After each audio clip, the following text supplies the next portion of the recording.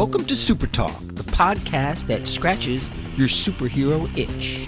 Just two suburban dads nerding out over superhero stuff on the small screen and the big. Buckle up, people. Enjoy the ride.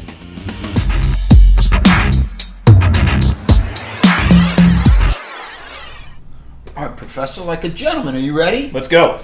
Let's do a thumbnail shot. And let's proceed to the podcast. Like a gentleman. In 3. Welcome to Super Talk, the weekly podcast dedicated to news and reviews of comic book media on the big and small screen. This is episode 118. I'm your host, Brian Professor Pettis, and with me, as always, my illustrious co-host, Titanium Tony Estrella. Titanium one! Professor. Not so titanium last week. No. You were a little under the weather. We're back, by the way, so sorry for a little delay, but Titanium was feeling a little under the weather last week, and I'm glad he's feeling a little flare better. up, diverticulitis flare up. Took me out of the game for about 10 days. Oof. Heavy antibiotics. Oof. Just brutal. That's the worst part about it. The pain went away in about 2 or 3 days, but man, the antibiotics just kill you. And you had to give up cocaine and everything else, right? Well, I couldn't drink. Yeah. One of the antibiotics, I was on 2 heavy antibiotics. One of them, Flagyl, you can't drink on that. It'll make you sick, right? Yeah, make violently you sick. ill.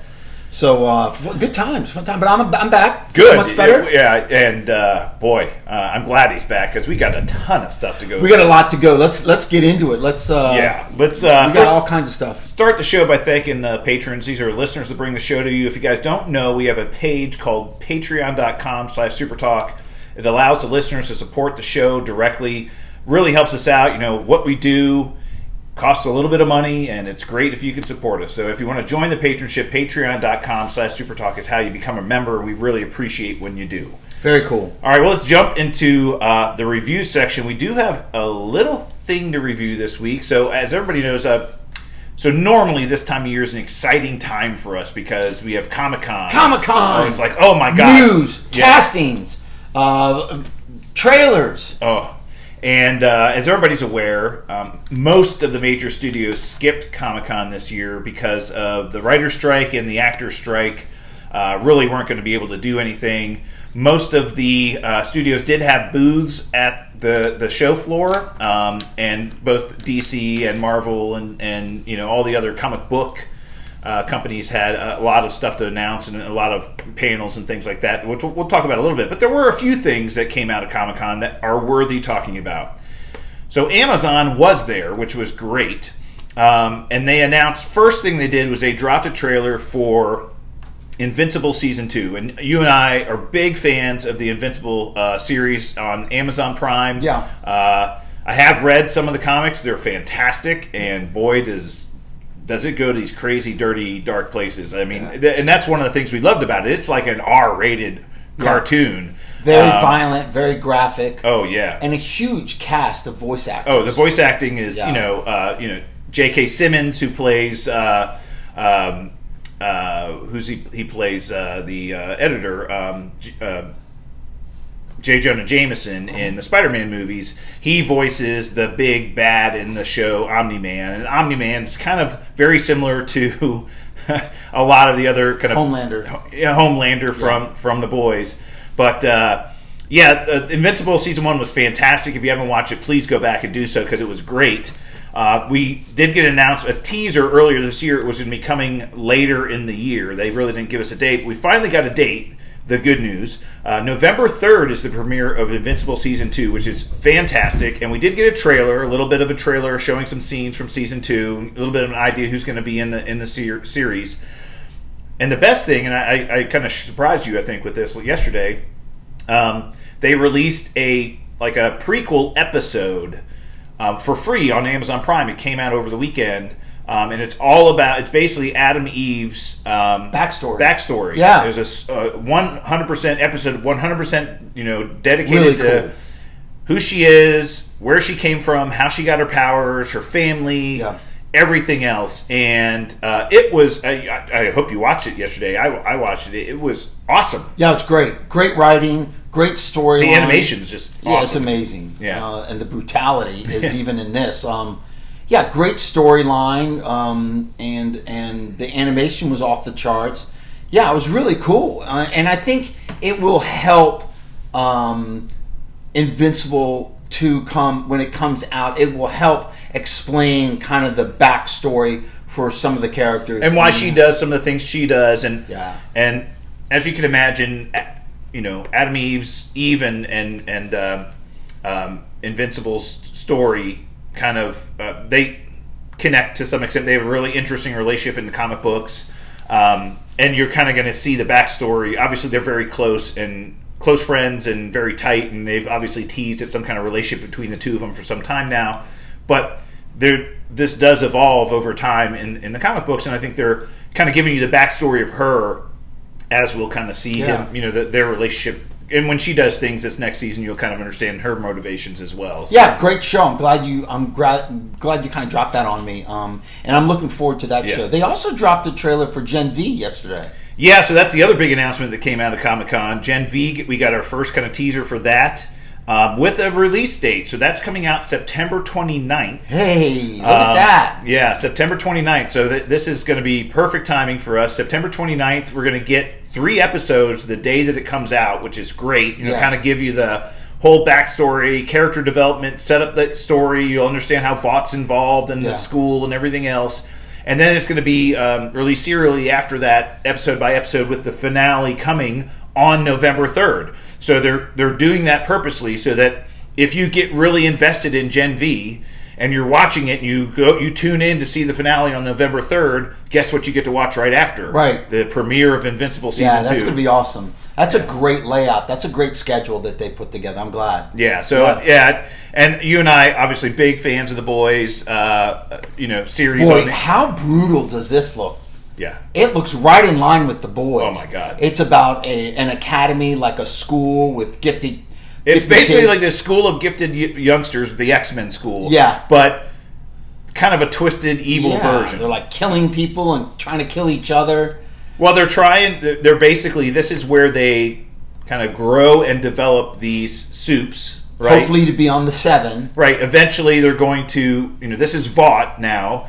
They're going to promote them up into the 7 or become superheroes that Vought will control and the story and everything else. Or vault superheroes that actually get stationed in a city or make moneymakers, right? Right, exactly. Yeah. Celebrities, all these others.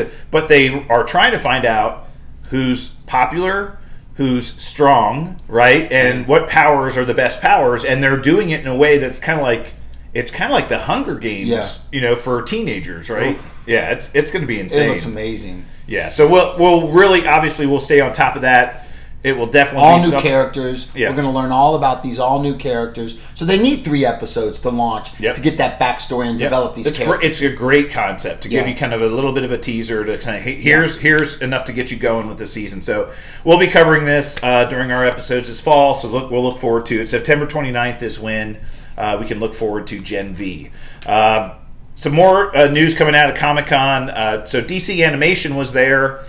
They made some big announcements. As we know, James Gunn is revamping the DCU. And one of the things that he talked about was that to this point, DC has been very disconnected. You had what Zack Snyder was doing with his version of the Justice League and all of those movies. You had DC Animation had its own world. Then you also had these other projects like the Joker and the Batman and all these other things. They were all disconnected. And he said, so going forward, if it's not connected, it's going to be labeled as Elseworlds, right? Yeah. So like Teen Titans Go, the animated show on Cartoon Network, is going to be called Elseworlds, Teen Titans Go. Yeah. Matt Reeves, the Batman, that whole universe is going to be Elseworlds. Yeah. The Joker 2 is going to be Elseworlds. But everything else he wants to be connected, including the animated TV shows and movies that they do on HBO Max. So they recently revamped, DC, before he took over, recently revamped their animated series. So they had gone through kind of this new 52 run of animated movies that they were doing with the same characters, same voice actors, and everything. They eventually shut that down with a movie that came out a couple of years ago called Apocalypse War. It was Justice League Dark Apocalypse War. It was kind of like the end of the New 52 run of the DC Universe animated movies on HBO Max and on home video, Blu-ray, and all kinds of other stuff. They then revamped and started again with a new movie called Superman Man of Tomorrow. Yeah. There's a new voice actor, a new version of Superman, and then they've had a couple of other movies in that since, and they're coming out with a couple of more here this year. They've basically made an announcement that they're going to be ending that run of animated movies with a version of Crisis on Infinite Earths, which is awesome. One of the best comic book runs in DC's comic history, Crisis on Infinite Earths. The Anti-Monitor and kind of this collision between different universes and different multiverse. It's a multiverse saga. It's where the Flash kind of sacrificed himself to kind of save the DC universe, their universe, and then we ended up Crisis in Infinite Earths kind of led into, in the comic books, what ended up becoming the New 52, which was kind of DC's relaunch of all their titles. But it's a great storyline, and it's a great way for them to take some of these voice actors and characters from all these animated movies and shows that they've had and bring them all into one place and kind of put all the animated shows to bed. So they're going to be doing that. It's great. Restart button. Yes, and they're just going to be restarting again. Again, the only animated show that we know of so far is Creature Commandos, I believe. Was that what it's called? Yeah, so that's the first one that's going to be canon to the new DCU. So they did announce that this is kind of going to be a period on the end of the sentence of the current version of the DC animated films they're doing right now. So that is coming out this year. We got a trailer for that. And they're going to obviously start over again when James Gunn starts bringing out his stuff next year or later next year, I think, hopefully. I did want to mention this, which we'll talk about the trailer that came out, but the Ms. Marvel trailer. The Marvels trailer. But I did want to mention that Ms. Marvel, one of the things that was announced at Comic-Con, Marvel actually killed off the Ms. Marvel character in the comic books. She died in the comic books. And they did that on purpose. They are bringing her back. Nobody's ever really dead in the comic book universe. There's been several resurrections. We and several have the multiverse. If there's not a body, right, and all these other things. But we talked about this, I believe, when Ms. Marvel, the series, came out. That in the comic books, she was an Inhuman. Right? So Terrigen Mist. She went through Terrigenesis. There was a Terrigen Mist bomb that hit the city of New York, and she went through Terrigenesis. She did have the Inhuman gene, and then ended up getting her powers through Terrigenesis.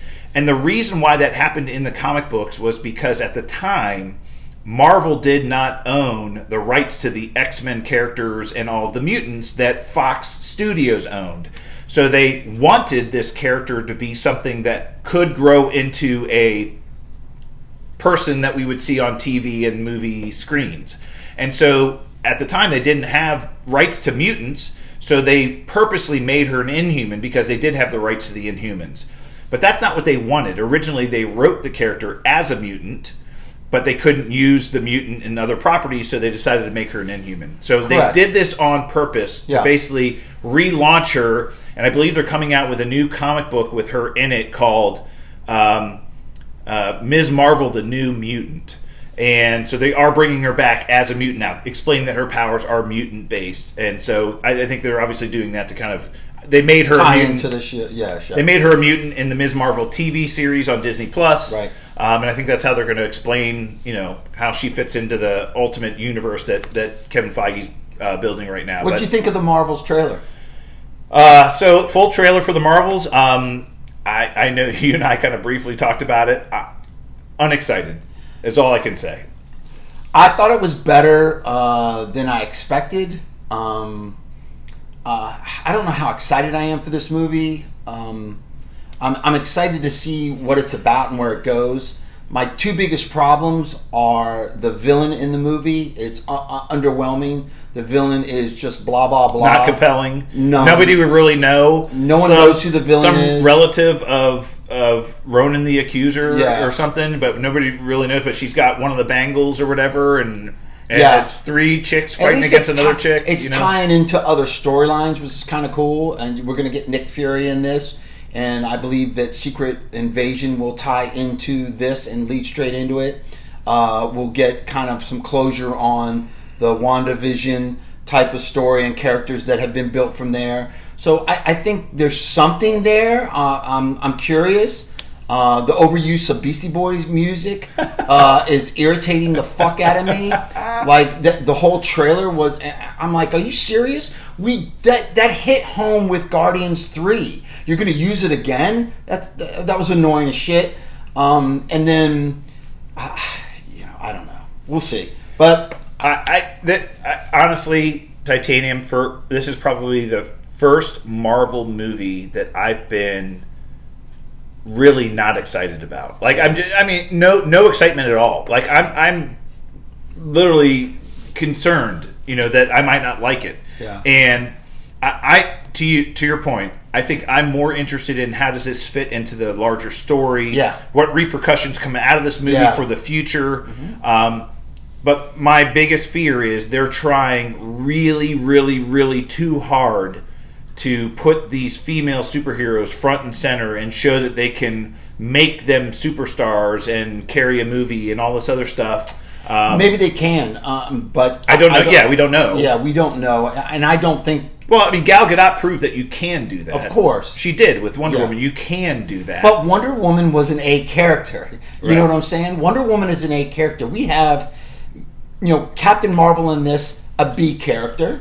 Arguably B, and the others are C characters. Now, are they going to introduce other characters in here? I'm excited to see how this moves Marvel forward, and tells a little bit about the story of what direction they're heading in, and how it ties up all the other stories that we kind of have in our head. So I'm excited about that. But again, the villain, weak. I don't find it compelling, intimidating, or threatening. And number 2, the overuse of Beastie Boys song irritates the shit out of me. Yeah, I'm really concerned. Well, we got time to be more concerned, and we can talk about it. Now, look, there have been numerous stories out there that this movie has tested extremely well, and obviously, I'm tired of people telling me how to feel about these. I know movies. it's like, but Marvel does do test screenings, and they get feedback from audiences, and so theoretically, most of the people invited to these test screenings are being paid, or being paid with information, so that they can continue their channel. They're Hollywood insiders. They can continue making money on YouTube and their podcasts. Well, we're not influenced by any of that shit. I wish we were at some point, but we're not. We're going to tell you like it is, and if it's shit, it's shit. If it's great, it's great, and if it's okay, we'll say, yeah, it was fun. It was a fun movie. It was okay. Wasn't great. Yeah, we'll see. They really need. I think they really need to do a lot to promote this movie, and hopefully that will ramp up a little bit coming, closer to the time the movie's going to come out. But yeah, we'll wait and see. On a scale, out of the 4 movies that I'm about to say, which one are you from most excited to see to least excited to see? The Marvels, Blue Beetle, Kraven, Aquaman 2. Probably Blue Beetle most, because again, I think part of that is because my expectations are so low for that, and I'm really excited to see that character on the big screen. I think it's going to be hokey. Yep. I think it's going to be a little bit less compelling. Shazam a little Shazam-y. Like some of the stuff you've seen in the trailers, like the family's like, Batman's a criminal, whatever. A fascist. Yeah. All that stuff. I think it's going to be a little hokey, a little Shazam-y. But I am looking forward to that character being on the big screen, and I think it looks like the special effects that they've invested into that movie have been great. Yeah. I know nothing about Aquaman 2, know nothing about the story, know nothing about anything else. And again, one of the reasons why these movies mean so much to us and are important is because how they fit into the larger story that they're telling, that DC's telling, and we both know it's not going to be part. Yeah. It's going to be... Okay, let's end Jason Momoa's version, run as Aquaman, and we're going to move on. Like I said, James Gunn can tell us all he wants about how The Flash is one of the best superhero movies he's ever seen, and how Ezra Miller did a great job on the movie, and then they still put a fork in his ass at the end of the movie. Yeah. It's like, okay, I knew that was coming. I knew you couldn't say that, but we all knew it was coming. Right. there were some stories about how if the Flash did really well, they would have revamped, and had Michael Keaton be in the universe with the DC characters now, and Supergirl was now going to be part of DC. And I'm like, we knew the movie wasn't going to be that good. He's going to start Aquaman, people. I'd say Marvel's least excited. Aquaman 2's second least excited. Kraven, I'm not excited about either because of what they've done to the character. He's not a big game hunter. He's not a bad guy. They got to make him a bad guy. Stop humanizing my villains, please. Yeah, exactly. Stop humanizing my villains. Exactly. Make them bad people. Yeah. If they want to be anti-heroes, make them bad and then do one or good things. But take characters from the comic books who are anti-heroes and put them on the big screen. Don't take villains and make them anti-heroes. Correct. Titanium, you and I have said this a million times. The reason why movies are good is because there are compelling people to root against. Yeah. Even if even with Thanos, when maybe part of you understands where he's coming from and why he's doing what he's doing, he's still a bad dude. He still would rip your head from your shoulders if he had to, right? Yeah. And you want to root against people like that. The reason why Guardians 3 was so good is because the High Evolutionary was a prick, and you wanted bad things to happen to him. Black Panther, the Submariner. He was a bad guy. But his head was in the right place. He was trying to protect his people. He's trying to protect the way of life and their secret. But he's a bad dude, and that is a great depiction of an anti-hero, in my opinion. But he is an anti-hero in the comic books. Sure. So you can get away with that. Of course. Again, it'd be like putting Doctor Doom in a movie and showing you his whole family history and then humanizing him, and he goes off and saves some people from some other bad villain out there, and you're like, oh, criminal. Doctor Doom's a really good guy. Criminal what they did with Black Adam. Absolutely criminal. That's exactly what they did, and I hope they don't do this to Kraven. But I would agree with you. That's my ranking. I would put Aquaman at the very back of my list, and I think you think Marvel's is going to be better than Aquaman 2? I think they're both going to really. I think Aquaman 2 will be a better movie, but I think at the end of it, we'll feel differently. James Wan, he's a great director. He's going to have flash and circumstance. He's going to have great action scenes, but I think we're going to end up seeing that on Max. That's think they're going straight to Max? I think they should go straight to Max. Wow. I think they should go straight to Max. You heard it here first, folks. If it goes straight to Max, I'm going to refer to episode 118 where Titanium called it, that they're going to pull it from the theaters because they're so concerned about the box office returns. I'm looking forward to Blue Beetle. Look, these studios are under so much pressure to get back their money now. You saw what happened to Indiana Jones. It flopped big time. What did they say? It lost $300 million or something? It was just such a huge flop, and it was a summer blockbuster movie that everybody's supposed to be looking forward to, and it just... It had a run for a week in the theaters, and it was gone. Well, I don't know what's going on at Disney, man. The parks are empty. They're putting out some really weak stories. It's going to be tough, but I would agree with you. I like your list. Well, speaking of that, one of the things I did want to mention today was there are reports that Bob Iger is now shopping around Disney properties to potential buyers. Not all of them, but some of them, right? Everybody got freaked out about this and like, oh my God, they're going to sell Marvel to Apple and all this other stuff. It's like, everything. Look, calm down, people. What he said was, there are properties that Disney owns that are not core to their mission.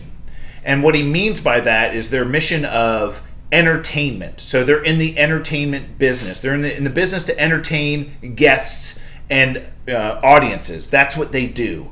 And for example, they own ABC television, right? And that's not core to their business. And they're like, that would be something that they would look to sell off somewhere. ESPN, probably something that if there's a big buyer out there, they would sell off ESPN, right? So there are properties they own or have stakes in. I think Hulu, National Geographic, these are properties that they don't have big stakes in that they could sell off. But Marvel's fine. They're not doing any. I think what they're doing is we need to make smart investments and get our money back when we make those investments. And that's what he's trying to bring to the company, which I think was lost for some time. So anyway, we'll go through that. I tell you what, again, you and I talked about this last episode. Deadpool 3 is the gift that keeps on giving with spoilers. The clips, the short clips, movie clips, as well as the stills from the set of Deadpool 3 have been phenomenal. We went through last episode all of the people who are going to be in this, revamping their roles, coming back for cameos. This is going to be the cameo movie of cameo movies. But what we saw was really them filming scenes of Deadpool and Wolverine fighting in some kind of desert-style area. And you think it's the Void? Well, the rumor, people are saying, well, this could, since we know the TVA is involved and we know that they've been sent to the Void and they're fighting there because there's a 20th Century Fox old logo that's been destroyed kind of sitting there on the set. So they're thinking it's the Void. And again, these are people just, making stuff up. But the fight scenes look really cool. Yeah. And Wolverine is in his classic blue and yellow costume, which is so comic book accurate and amazing. Yeah. And it is awesome. I tell you what, that is a movie I cannot wait to see. Yeah. That is a movie that I will literally opening night. Opening night, we're there. Because that is going to be so good. Yeah. Because we know the cameos are starting Ryan to stack Reynolds up. is going to do it right. Yeah. And all these people that have signed on to the project are doing it for, Deadpool kills the Fox universe. It's going to be amazing. Yeah. It's going to be so amazing. Tons of cameos. I hope it's not overcrowded, but I don't think it will be. I think they'll do it right. Ryan won't let it not. Yeah. I don't think he will put out a movie if it's not right. Yeah. Everything's on hold now because of the strike. But, well, that's still going. No, that's they put the actor strike. Yeah, put that one on hold, right? Because that just happened just recently. Yeah. So yeah. Another news item. So Thomas Hayden Church. So for those of you who don't know who he is, Thomas Hayden Church used to be on a television show called Wings back in the day, but he ended up playing Sandman in Spider-Man 3. He came back for Spider-Man No Way Home to play that character again. He was recently interviewed, and everybody freaked out because what he said was, "What I've heard is there's talks about Sam Raimi coming back to do the Spider-Man 4 that he never got to do, because after Spider-Man 3, the audience was very soured on that movie and didn't do very well, and they didn't really want to move forward, and that's when they recast Spider-Man. And so he's like, well, he's going to come back and get to do his Spider-Man 4 movie, and it's going to be Tobey Maguire coming back as Spider-Man with Sam Raimi directing. Wow. So that's what Thomas Hayden Church reported, that he had heard that Sam Raimi's coming back with Tobey to do Spider-Man 4 and with Marvel doing it. Again, one actor giving his opinion, reporting something he heard, no confirmation or anything. Again, we still don't know anything about Spider-Man 4, nothing about the plot, nothing about the date, nothing.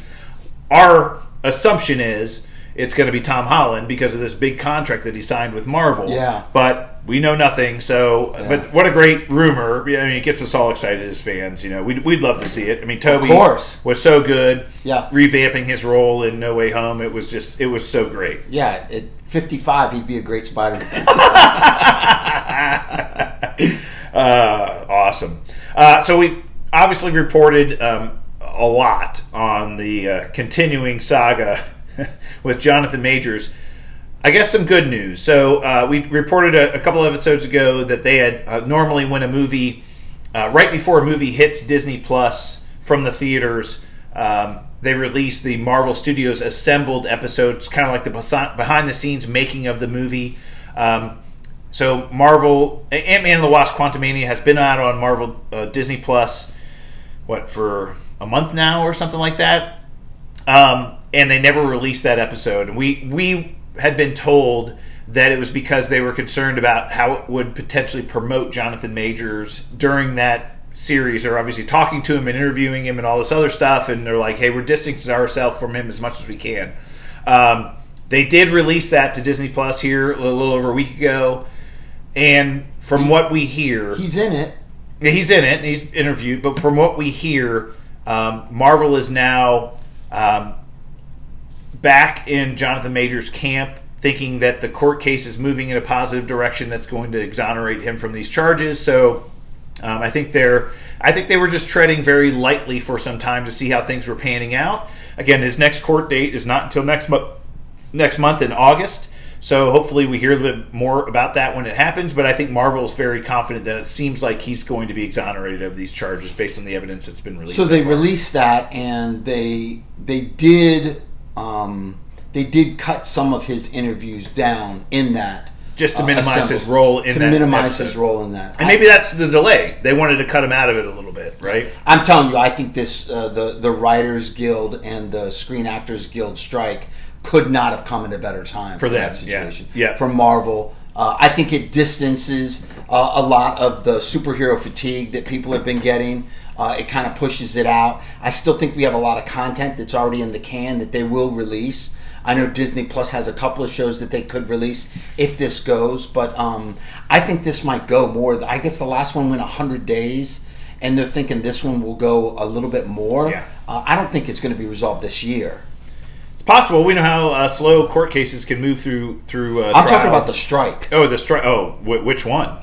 Yeah, both of them. Yeah. I think that they were pretty optimistic about resolving the Actors Guild strike first. I think they feel pretty, but I think the writers still have so many little kind of things that they're very upset about, like using Chat GPT to write scripts and things like that. So a couple of the big sticking points were on both sides. The studio doesn't like the mandating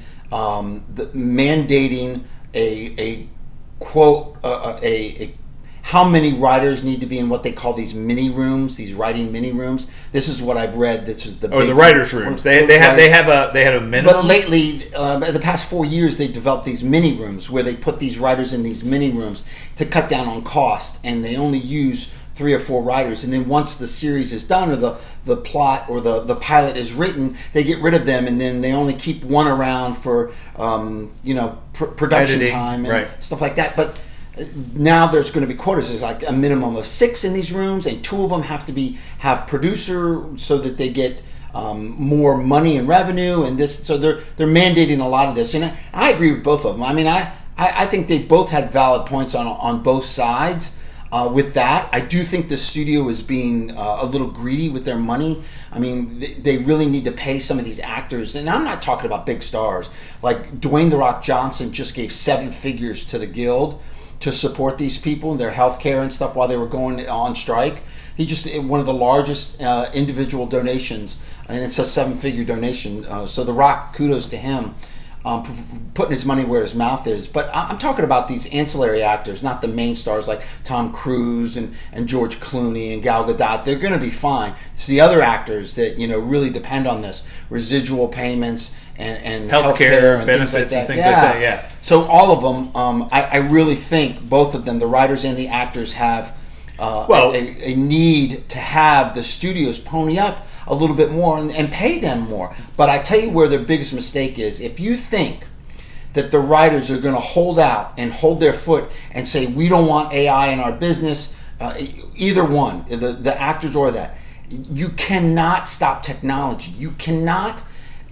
It's just impossible. It's like the carriage makers and the wagon makers striked because the combustion engine was born and Ford was putting out cars. Well, we're going to strike. You can't do that. Technology is going to grow, and it's going to eliminate jobs, unfortunately. But at this point, you still need a human element in these shows, and writers give that, and they're very important. So pay them. The studios can afford it. Yeah, and I do agree, and I think this is. I think the timing of this is very unique in that both the writers and the Actors Guild's contracts were up at the same time, which does give both of them individual leverage, because obviously if one were striking the other weren't, it would be a very different story. But the fact that they're both striking at the same time, like so many projects are just on ultra hold. Yeah. Because we can't do anything without the actors. Right. But if we don't have any writers, then we're screwed there, and vice versa, right? Yeah. If we have writers and no actors, we're screwed. So I think that's a big leverage point for them. And look, we've seen documentaries, we've seen behind the scenes, mockumentaries about Hollywood. The studios have had a lot of power for a long time. Yeah. And I think this is both groups are now using this as an opportunity to kind of get some of that back. Yeah. And we've seen this in professional sports. so often that all they're looking for is a bigger share of the pie, right? They just want a fair share of the pie. Now, I think one of the things the studios are saying is you want to benefit from all the spoils, but you don't want to assume any of the risk. Yeah. And that's one of the things that the studios have on their side is that we're the ones ponying up all this money for production costs and salaries and everything else. And if the movie does great, yes, we benefit more than you do. But if the movie flops, you don't take on any of that. The actors got paid and the writers got paid. Yeah. You don't take any of that risk on. So I think what they're trying to do is say, okay, we will give you a bigger percentage of the profits, but you have to assume some risk for the loss. Yeah, not even that. I mean, you're talking movies. What about the streaming? That's the big contingency. And that's one of the biggest things. The big thing is how many views, and unfortunately, the streaming services have that data and don't share it with third parties. Yep. And how do you know? Like, how do you know how popular a show is? Like the residual check for one of the writers on She-Hulk was like $300, and she was just like, "All I got was $300." I mean, granted, let's not get into how shitty the writing was and how shitty that fucking story was. So $300, I think you owe them $200 of that $300. But that being said, shows like Game of Thrones, Daredevil, all these other shows, I think the residuals should be very high because they're and again, popular. I think the studio's position is, okay, if the series is successful and we make a lot of money because of it, like an Andor, hey, we wrote on Andor, Star Wars, great series. It did very well on Disney Plus. Oh, yeah. Everybody's involved in that project is going to benefit from the success. But if it flops, like our friend's Secret Invasion right now, which we'll talk about, you're not going to get as much, or you're gonna suffer along with us there. And so I think that's the studio's position, and I don't disagree with them there. That if you want to, we're getting all the benefit, but we're also taking on all the risk. Yeah. If you want a bigger piece of the pie, you have to assume some of that risk as well, which I agree with. So, and this is all being played out in conference rooms across the country right now. They're figuring it all out. Yeah. So we did get some news. Speaking of a project that's kind of currently on hold, so we know Daredevil: Born Again was filming. Their entire production was put on hold because of the strike, the actor strike, and the Writers Guild strike. But internet scoopster Daniel RPK, really famous, comes out with a lot of scoops around trailer releases and everything else. Very, very well known and very reliable. Had some interesting things to say about the Daredevil Born Again series on Disney Plus. We were told, obviously, that it was 18 episode series. We're like, holy crap, that's long. And we were originally thinking it was going to be 3 6 episodes kind of blocks that they were going to release it in, and now Daniel RPK comes out and says, as a matter of fact, it's going to be 2 9-episode blocks. They're going to they're going to release a series of 9 episodes, and then they're going to do another 9 episodes, a couple months later, and each 9-episode block is going to have 3-episode mini blocks. They're going to have like mini blocks within each 9-episode block. So you'll have a story, 3 episodes, another story, 3 episodes, another story, 3 episodes. Excellent. So that's really good. That's different. Yeah, and again, I think it does, maybe there's a different villain or a different, maybe somebody's a cameo for somebody like Echoes in a 3 episode block, one series, and then the next one it's somebody else. If that's true, that is really different. Yeah. That is very different. Yeah, I think it's going to be really, I'm groundbreaking streaming. You and I are looking forward to that. Oh, yeah. I can't wait for that. And I think the Echo series that's going to be released later this year will kind of give us a prequel into what's going to happen for Daredevil Born Again, and we do highly believe Daredevil's going to be in that. And Muse is been reported as the first villain that will be in the Daredevil series, and we'll talk about Muse when we get closer to that. Yeah. Again, this was supposed to come out next year, next summer. Likely that it will be pushed to the fall, if not the winter of next year. You can guarantee everything's being pushed. Yeah, so everything's being pushed. No dates or anything about when we might first see Daredevil Born Again, but we're excited for it. Look, Charlie Cox as Daredevil. I'm a big fan, and I can't wait for him to come back. So really good. All right, well, let's jump in. Anything else you want to talk about? Anything we missed? No, we covered it all. All right, it's pretty good. Topic of the week, sponsored by our friends over at Studio GG Studios, home of the man band, corner of the cob. Thanks, Studio G, for all you do for our channel. We really appreciate it. Go visit their page. It's in the show notes every week, so go help them out. We really appreciate you doing that. We're going to give a little insight real quick? Yeah, Studio please do. Studio GG Studios. You guys got to check it out because the GOAT is going on a cross-country adventure in an RV. The Cougar, the Dirty Cougar, he calls it. It's a Cougar RV. Is that what's in the RV? The Dirty Cougar. Him and his wife are going across country, and he is going to vlog it. Wow. He is going to the cross-country trip is going to be on the vlog. Yeah. Mm-hmm. It's a Studio G Studio production of him going across country. And if I know how crazy the GOAT is, it's going to be a show. You got to check it out. You got to check it out. Yeah. It's going to be a show. We'll definitely stay tuned to that. So we'll look forward to that. So let us know when that drops, and we'll check it out. We'll give a little updates on it. All right, well, let's get into our topic of the week, which is our review of Secret Invasion episodes 4 and 5. So we've already reviewed the first 3 episodes. Now, you, Professor, you made allusions that this was a flop. Explain that. The returns thus far on how many people are watching the series are very low. Viewership is low for this series. How do you feel about that? I love it. Me too. So, if you look at the viewerships of Miss Marvel, the lowest on Disney Plus, the lowest viewed show that Marvel has ever put out, and this is like third or second to last. It's very low viewership, but the show is great. Yeah. Right? I'm really enjoying it. I love Samuel L. Jackson. I love these characters. Yeah. I love that they've gone with more of the kind of the human version of Marvel, not really getting into the superheroes with superpowers and all kinds of other things. My son asked me last week, he's like, Charlie's like, hey, Dad, are you watching Secret Invasion? I'm like, yeah, I am. He goes, what do you think? I said, it's good.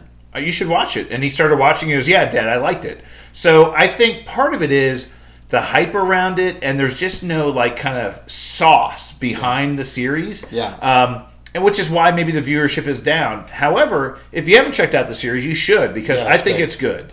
Yeah. Again, I talked to a lot of people that were going to wait till the whole thing drops so they could binge it. Totally. Yeah. So totally understand the viewership might catch on later. Totally understand. We only got 1 episode left, so we're going to get to the finale next week, and let's review the penultimate episodes right now. So episode 4 came in a couple weeks ago. The shortest episode thus far in the series, I believe, was only like half an hour. Yeah, it was short. Really short. Yeah. At the end of episode 3, Gaia had been shot trying to escape from the compound by Gravik. And as you and I and everybody else in the world knew, she was not dead because she was in trailers for future episodes. And as we theorized correctly, she had used the machine to give herself the extremist powers and was able to heal herself from the gunshot. Somewhat of a super Skrull. Yes. Yeah. So we knew she was going to still be alive. So we saw that at the beginning of the episode.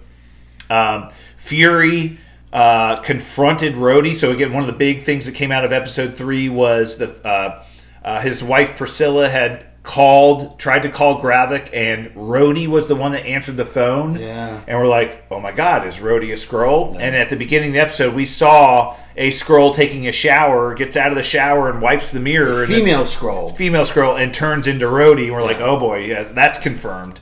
But Fury goes to his hotel room to confront him with a bottle of Pappy Van Winkle, which was a great scene between the two of them. And then Rhodey ends up having to meet the president who's coming into the country, and the president mentions, "Hey, next time you come meet me, can you do it? Did not drink a whole half a bottle. Was your appetizer of our meeting a half a bottle of whiskey?" Yeah. And he's like, somebody give me a mint. It was really really great episode. But he basically was trying to, his purpose for the meeting was to there was some like micro tracker that he put in the drink that he was able to track his location. But he was basically saying, look, I know what's going on. Didn't really call him a Skrull, but he said, I know you're out for bad things. Like, right? That we should be working together instead of... Anyway, it was great. But we got Nick Fury and Talos then tracking his whereabouts and the convoy that the president has coming away from the airport.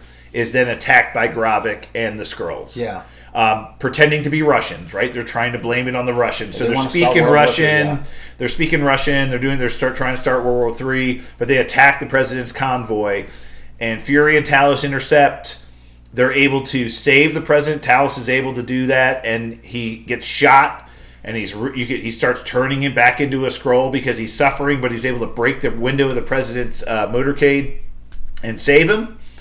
But he gets killed by Gravik. Yeah. And, big, you mentioned to me when it happened, you're like, oh my God, I can't believe they killed him off. They spent all this time building this relationship between Gravik and Nick Fury, and they're going to kill him off. I'm like... One of the best, I think, one of the best chemistries in the MCU, that relationship. The two of them. Really good. And I told you at the time it happened, my feeling was it was quite obvious that's the direction they were moving. And I think one of the reasons why they spent all that time building their relationship in the TV show was to make his death that more meaningful to us as the audience.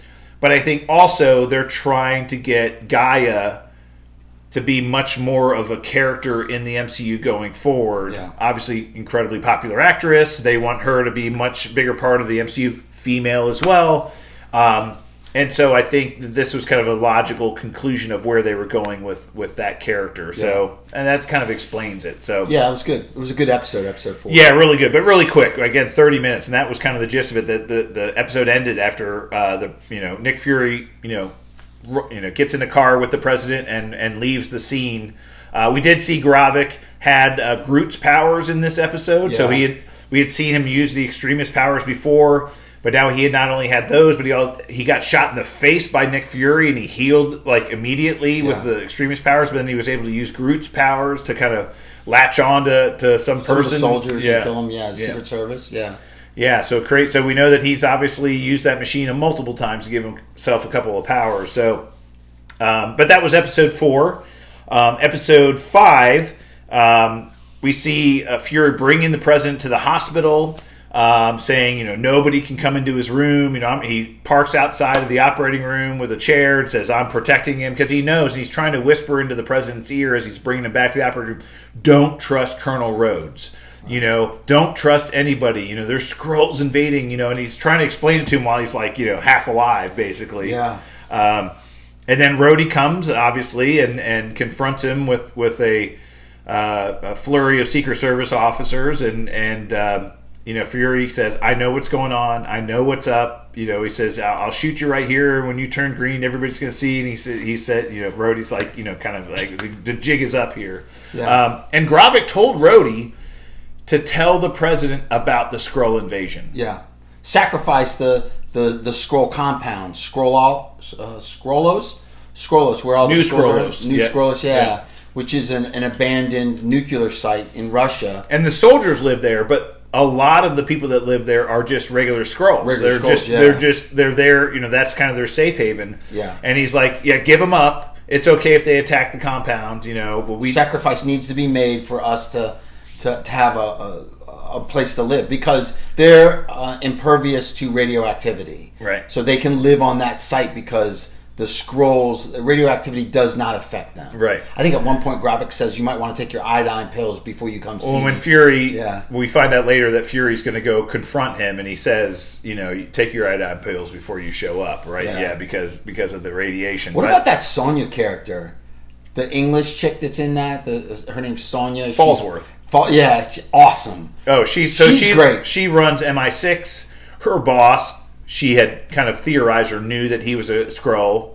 She walks into his office and just basically shoots him, and he turns into a Skrull, and she tells everybody that walks into the office, everything's fine. Look, he's green. We're all good. Yeah. Nothing to see here. We need to move forward. Yeah, she's fantastic. Yeah. But we saw a couple of other kind of plot points. Gaia and Fury meet in the basement of some kind of secret hideout that Fury had for years with Talos' body.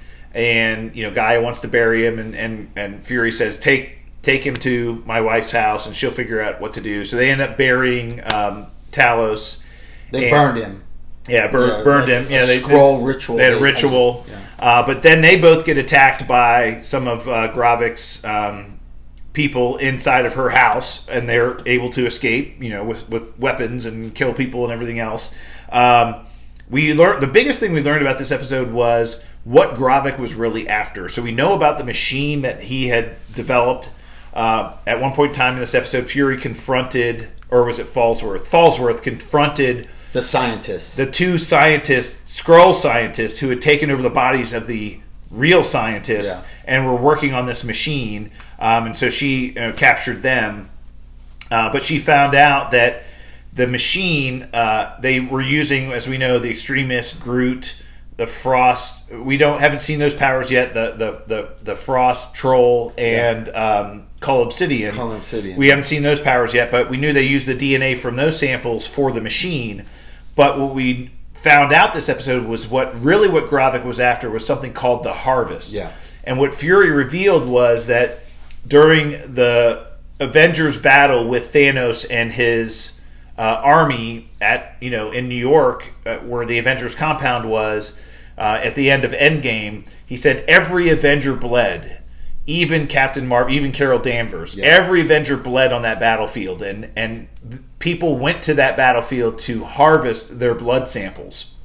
And all the people that went there were Skrulls, right. And Gravik was part of that group. Yeah, he sent Gravik. Gravik led that when Gravik was under Nick Fury's care. Yeah, right. Right. So he has samples of every Avenger's DNA, and that's what Gravik's been after. He's like, if we can get that DNA, we can add it into our machine, and then we have Avenger-like powers, right? Yeah. That's what we can get. So Fury and Falsworth end up going to Sweden, which is where Fury, I guess, honeymooned with his wife or whatever, because Skrulls like the cold weather or Finland, something. yeah. Finland, right? And in his gravestone, he had hidden the Harvest DNA. Yeah. So he went and got that, and then he got his eye patch and a gun and a couple of other things, and he's like, hey, I got to go confront Gravik. He said, I'm going to bring this to him because it's the only reason I'll be able to do it. So who did he call at the end and said, let's end this? It was probably let's finish this. Gravik. You think it was somebody else? I think it was somebody else. Because he called maybe Gravik, it was Gaia. He called. That's what I'm thinking. It was maybe Gaia. He's calling Gaia, say, hey, let's finish this. Go finish this. Yeah, and he had a plan. I'm excited to see this last episode. Yeah, and we saw trailer for the last episode. We see Gravik, or we assume it's Gravik. It was kind of hulked out a little bit in some kind of muscular form. Well, pinning. He Nick gets Fury. accused of not killing Nick Fury by his warriors, and they call him out. Like, what are you doing? You were supposed to kill Nick Fury. Oh, you yeah. let him go. His entire team basically tried to take him out. Tried to take him out, and then he showed like some really strength, like some big strength, and took out like 6 or 7. Yeah, this episode they tried to kill him. They put a bag over his head, and they were trying to take him down, and he ended up overpowering everybody and killing them all. Yeah, that was a big scene. So we'll see. Again, the finale is coming out this Wednesday. It'll be great. We'll review it. We'll hit it on it. We'll talk about it. Yeah. Great show, Professor. Let's ring the bell. School's over. All right, well, that's it for us this week. We'll be back next week for more Super Talk. To get in touch with us on social media, hit us up via email, supertalkpodcast@outlook.com or @supertalkpod on Twitter. Until then, stay super, everyone. And we're out. Thanks, YouTube.